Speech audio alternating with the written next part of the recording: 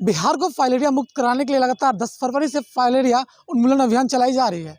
इसमें आज मुजफ्फरपुर जिले के कुटनी प्रखंड अंतर्गत झिटकी गांव से एक मामला सामने आ रहा है, जहां एक विद्यालय में 10 से 12 बच्चे जो हैं फाइलेरिया की गोली खाने के बाद बेहोश हो जाते हैं।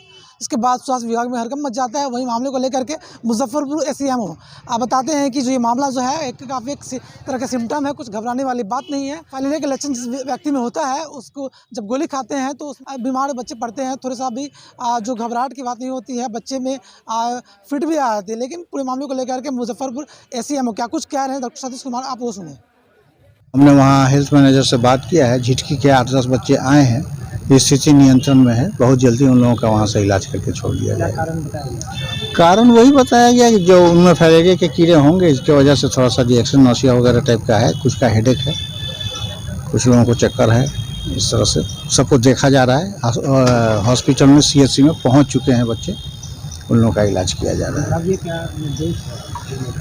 विभागीय निर्देश इस तरह का कुछ भी नहीं है, सिवाय इसके कि वेट इसका जो गाइडलाइन है उसके हिसाब से इन लोगों का ट्रीटमेंट किया जाएगा। मिड डे मील के बाद देना है, मिड डे मील के बाद इन लोगों को देना है बच्चों को। ये मालूम कर लिया जाएगा स्कूल से। अभी तो जस्ट हमको पता ही चला है, हम इसको मालूम करके आप लोगों को बाद में जानकारी दे पाएंगे। सर, कुछ प्रखंडों में शिकायतें प्राप्त हो रही है कि बच्चे जो हैं वो फाइलेरिया की दवा के कम दिए। देखिए, कुछ बच्चे हो सकते हैं।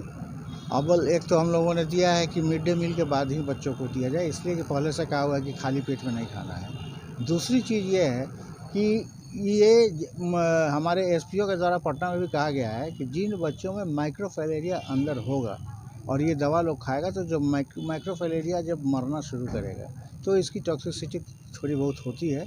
कुछ बच्चों में ऐसा हो सकता है कि माइक्रोफाइलेरिया अगर है तो वो मरेंगे, तो नौसिया हो सकता है, वॉमिटिंग भी हो सकता है, किसी को चक्कर टाइप से भी आ सकता है। लेकिन सब सेल्फ लिमिटिंग है। ये 2 से 3 घंटे के बाद ग्रेजुअली सबसाइड कर जाता है।